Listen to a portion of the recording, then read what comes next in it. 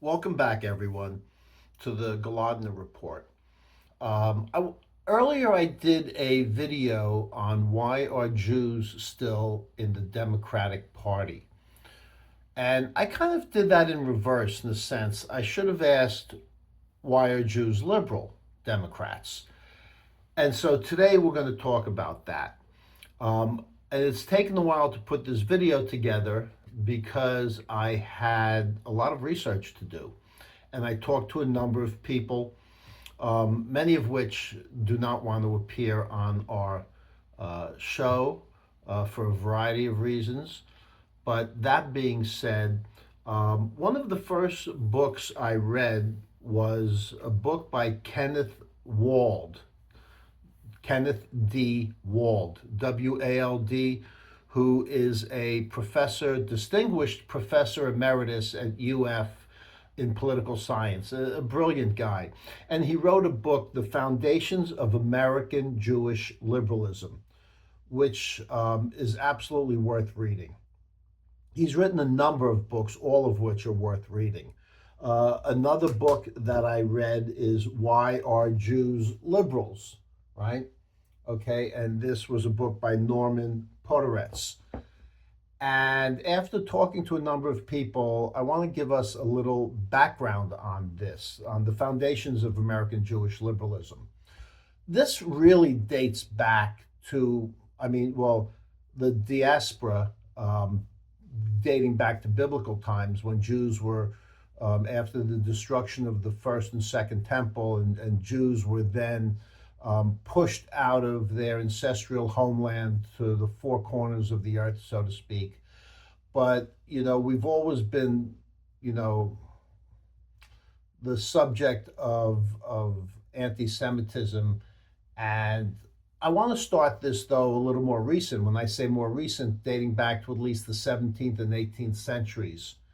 So, what is it about anti Semitism that occurred, and who were the primary proponents of that? Well, it really was the Christians. And this came by the use of blood libel, where they said Jews used Christian blood in the making of matzah, or they used the blood of Christian babies for a variety of things. Um, and deicide. We were blamed for the death of Jesus.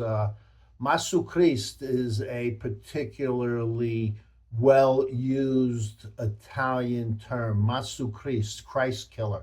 I heard that plenty when I was a cop in New York by some of the Italian detectives. Hey, Masu Christ. Um, Christians, also religious leaders like Martin Luther, were awful anti Semites, and also scapegoating. We were blamed for economic woes, natural disasters, social problems, plagues, which occurred in Europe and the Middle East. Actually, the Jews sometimes fared relatively well with their Muslim cousins, but certainly in Europe, it was absolutely awful. So you had the migration of Jews to all parts of the world, primarily then during the expulsion of Jews from England in 1290, from France in the 1400s, from Spain in 1492, and the Inquisition. Jews were not permitted in certain types of industry. Uh, we we were not given the rights of citizenship that all other citizens had in various parts of the world. In Russia, Jews were forced to live in what was called the Pale, Pale, which was part of Western Russia at that time. It was part of what is now Poland, Belarus, Lithuania, Ukraine, Moldova. And actually, in all those parts of the Pale where Jews were forced to live, it didn't create a nice homeland at that point for them, because then the pogroms started, primarily in Poland and Ukraine. Certainly Belarus, the pogroms where they would burn and murder villages of Jews. So, throughout history, we've really suffered, and it's the old adage, they say Jews are the chosen people. Well, I wish we weren't chosen so often, because it really wasn't for very good things. But let's kind of move forward. In America in the 18th century, around with the founding of America, with our separation from England, one of the things that was so, um, for lack of a better word, that was interesting to the Jews and what caused them to come to America in the late 18th century was you did not have to have a religious affiliation for citizenship in America. Why? Because, at that point, all people were given the rights of self determination, uh, life, liberty, the pursuit of happiness. You didn't have to be a Christian or a Muslim or a Jew or anything in order to be a citizen of the United States. Now, was there still anti Semitism around? Absolutely. But what attracted the Jews to the United States was the fact of the Constitution. And there are, as a matter of fact, in the Midwest, there was a very early temple built, a synagogue, where when the cornerstone was laid and they put a time capsule there, part of the contents of that time capsule was a copy of the United States Constitution, because that's what they felt their freedoms were founded on, like all other people. And so, really, because the Christians were always thought of as the conservative ones and the right, and we also ask, where does the term right and left come from? Well, that has to do with who sat on the right in certain areas, who sat on the left, and it was predominantly the Christians and the conservatives who were on the right side, and communists or more liberal sat on the left, and that's where the term derived from. But in coming to America, it was a place for Jews to be able to thrive. And there was a lot of problems also with that, where many Jews wanted to create a nation within a nation, yet many said, don't do that. You have the rights and freedoms of everyone here. Don't try to create a nation within a nation. That also led to some difficulties and anti Semitism. But that being said, Jews were able to thrive here, and that's what moved Jews to the foundation of American Jewish liberalism, was the fact that you didn't have to have a religious affiliation to be part and parcel of a country and have full citizenship like everyone else.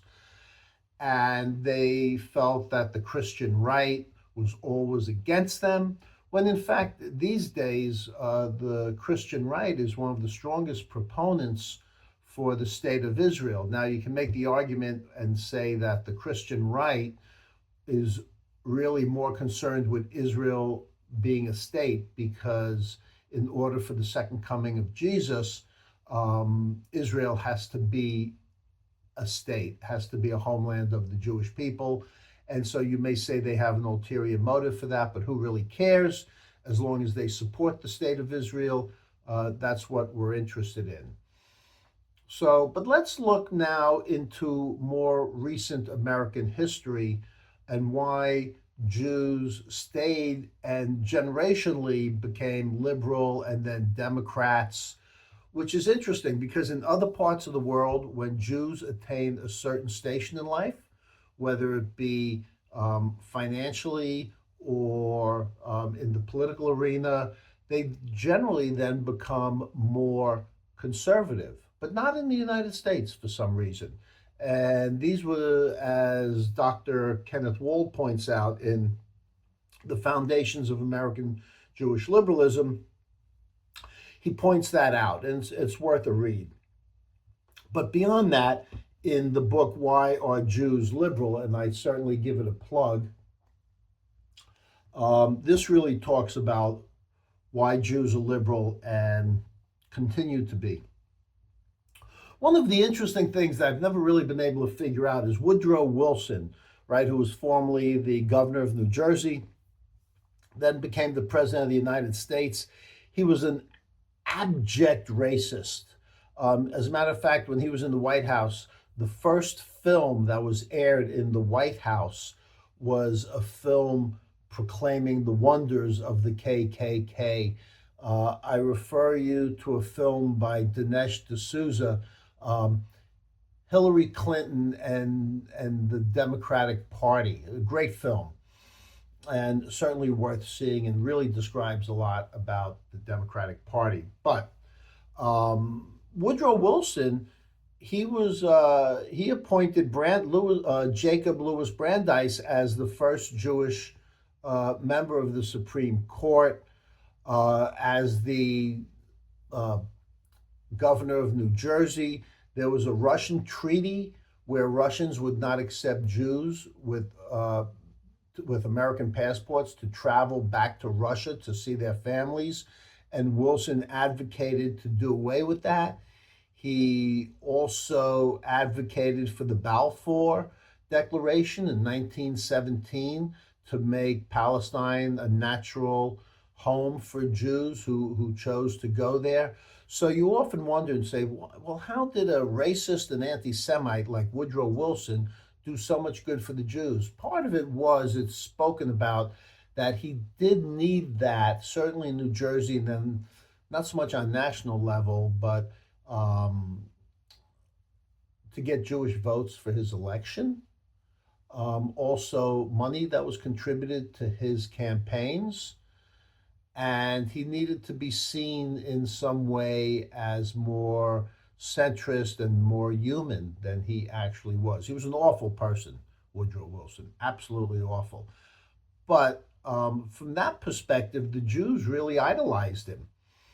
And also, coming from Russia, many of the Jews, Karl Marx, who was a Jew who converted to Christianity, many of the Jews coming from that part of the world, from Russia, from Eastern Europe, they really had that idea, in the sense that communism, although it didn't work in Russia and didn't work in certain parts, in Europe, that they idealized the idea of communism, of the common man, of being good, almonary pursuits, giving charity, and things like that, that they saw as ideals in communism in theory, but never really work in practicality, because we know it was said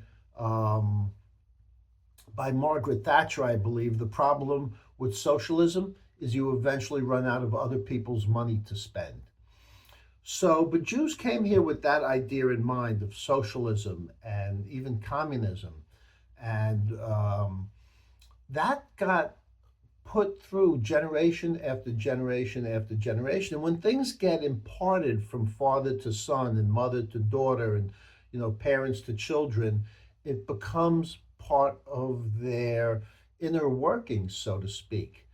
And that's how it's happened in the United States. So this kind of gives us a little background on why are Jews liberal, and predominantly what were the foundations of American Jewish liberalism. And American Jews are very different in a sense from Jews in other parts of the world who, as I said previously, when they attained a certain station in life, really become more conservative in their thinking. So that gives us a lot to think about right now. I've been speaking for almost 15 minutes, I guess. And so this video will now be in turn, look at this video, then go back and see why are Jews still part of the Democratic Party. That is really, I think, an explosive video in showing, and certainly when we look at what's going on today in the New York City mayoral race, when they're, on the precipice of electing a Jew-hating Muslim to be the mayor of New York City, this was in the Democratic primary where many of the Jews sat this one out. Well, it remains to be seen what happens in the general election. So we'll probably be doing something on that. But once again, please follow us on Ad Newswire. That's AddNewsWire. Ad Newswire on YouTube. Follow me, Bill Golodner, on X. So again, look forward to hearing from you. Please leave comments in the comments section below. If you'd like to come on the show, we want to hear from you. So please get in touch with us and have a really great day. And just remember this, I don't expect you to think like me. I just expect you to think.